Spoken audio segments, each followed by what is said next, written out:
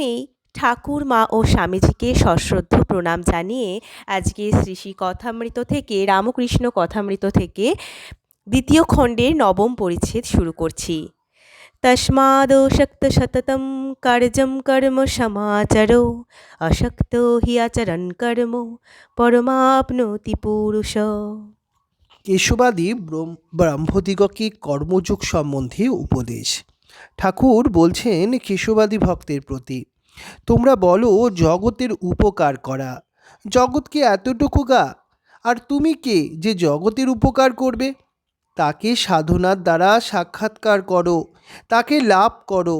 তিনি শক্তি দিলে তবেই সকলের হিত করতে পারো, নচেত নয়। একজন ভক্ত বলছেন, যতদিন না লাভ হয় ততদিন সব কর্ম ত্যাগ করব। তখন ঠাকুর বলছেন, না, কর্ম ত্যাগ করবে কেন? ঈশ্বরের চিন্তা, তার নাম গুণ গান, নিত্য কর্ম, এ সব করতে হবে। ব্রাহ্মভক্ত তখন বলছেন, সংসারের কর্ম, বিষয় কর্ম।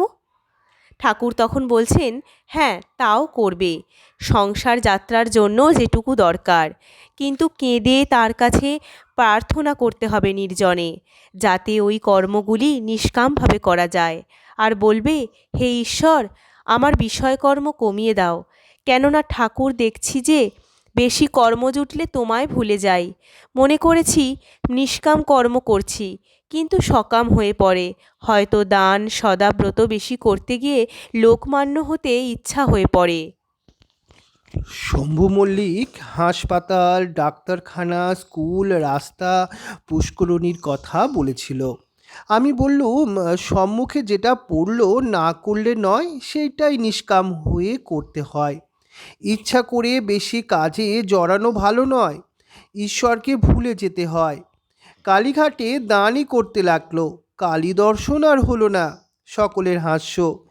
আগে জোশও করে ধাক্কা ধুক্কে খেয়েও কালী দর্শন করতে হয়, তারপর দান যত করো আর নাই করো, ইচ্ছা হয় খুব করো, ঈশ্বরের লাভের জন্যেই কর্ম।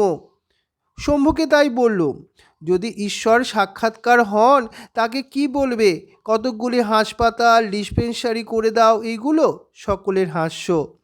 ভক্ত কখনো তা বলে না, বরং বলবে, ঠাকুর আমায় পাদপদ্মে স্থান দাও, নিজের সঙ্গে সর্বদা রাখো, পাদপদ্মে শুদ্ধ ভক্তি দাও। কর্মযোগ বড় কঠিন। শাস্ত্রে যে কর্ম করতে বলেছে কলিকালে করা বড়ই কঠিন। অন্নগত প্রাণ, বেশি কর্ম চলে না। জ্বর হলে কবিরাজি চিকিৎসা করতে গেলে এদিকে রোগীর হয়ে যায়, বেশি দেরি সয় না। এখন ডিগুপ্ত কলিযুগে ভক্তিযোগ, ভগবানের নাম গুণগান আর প্রার্থনা, ভক্তিযোগী যুগধর্ম।